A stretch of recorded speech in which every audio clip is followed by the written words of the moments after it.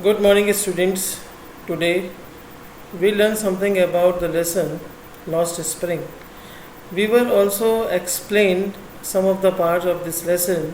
Now it is in continuation. Sahib too is wearing tennis shoes that look strange over his discolored shirt and shorts. Means he was wearing discolored shirt and short. That's why he was unable to play that game. Someone gave them to me, he says in the manner of an explanation. The fact that there are discarded shoes means someone has thrown these shoes of some rich boy, means a rich boy, he has thrown off these shoes which he was wearing, who perhaps refused to wear them because of a hole in one of them. Does not bother him. There is no tension for Sahib Alam because he was wearing a shoe in which one of the holes was there. For one who has walked barefoot, even shoes which with a hole is a dream come true.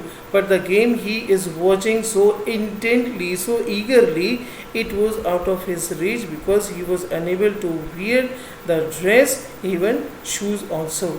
This morning, Sahib is on his way to the milk booth. In his hand is a steel canister, means he was now his own master.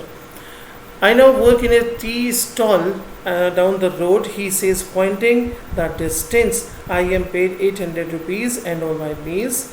Does he like the job? I ask. His face I see has lost a carefree look. The steel canister, which seems heavier on the plastic bag he would carry so lightly, means the bag which he was carrying, it was so light, but the steel canister, it is somehow heavy, and he is not his own master. The bag was his. The canister belongs to the man who owns the tea shop. Sahib is no longer his own master. So this is one of the stories of Sahib Alam, where childhood it was completely lost for these boys, those who were living in different areas of the country. Now this is one of the stories about Mukesh. He was living in Firozabad. His family members like his father and his mother, they were unable to get them education. I want to drive a car. This is a story. Mukesh insists on being his own master. Means it is his insistence that he wanted to be his own master. He doesn't want to work under someone. I will be a motor mechanic, he announces. Do you know anything about cars? I ask. The rider asks a question. Do you know anything about cars or not? I will learn to drive a car. I will learn, he answers, looking straight into the eyes of the narrator. His dreams looms like a mirage. Looms like a mirage means it seems that they will not be completed. Just like a mirage in the desert area. From the distance, if you have to see, you consider that there is some sort of water. When you reach there, it is sand only. Amidst the dust of streets that fill his town Firozabad, famous for his bangles, every other family in Firozabad is engaged in making bangles. It is center of India's glass blowing industry, where families have spent generations working around furnaces, welding glass, making bangles for all the women in the land, it seems. Mukesh's family is one of them. None of them know that it is illegal for the children like him to work in the glass furnaces with high temperatures, in dingy cells, in dark cells without air and light. That the law, if enforced, could get him and all those 20,000 children. Now the number is somehow increased, more than 1 lakh of children out of the hot furnaces where they slog their daylight hours, often losing the brightness of their eyes. Mukesh's eyes beam as he volunteers to take me home. Means Mukesh voluntarily take the narrator to his home, which he proudly says it is being rebuilt. Means it is renovated.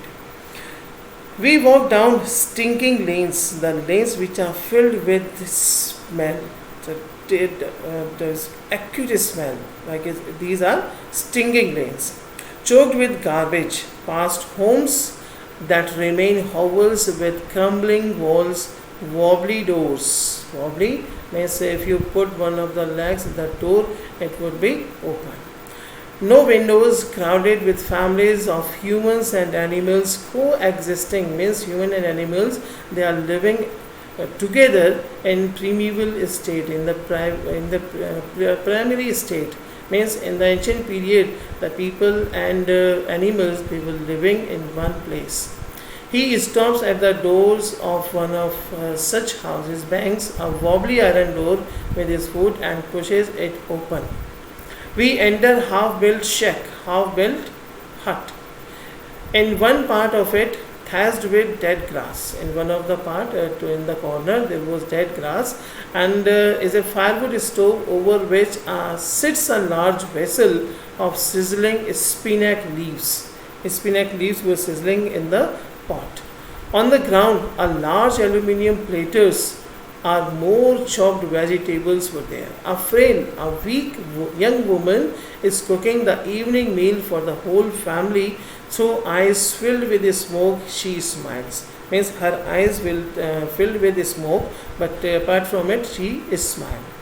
After that one, you have to learn this one, and in the next video, we will discuss rest of the part of this lesson. So, thank you. Have a nice day, friend. If you like the video, you have to share it, and you have to write down your comments on this video in the comment box, whatsoever you want. Thank you. Thank you. Have a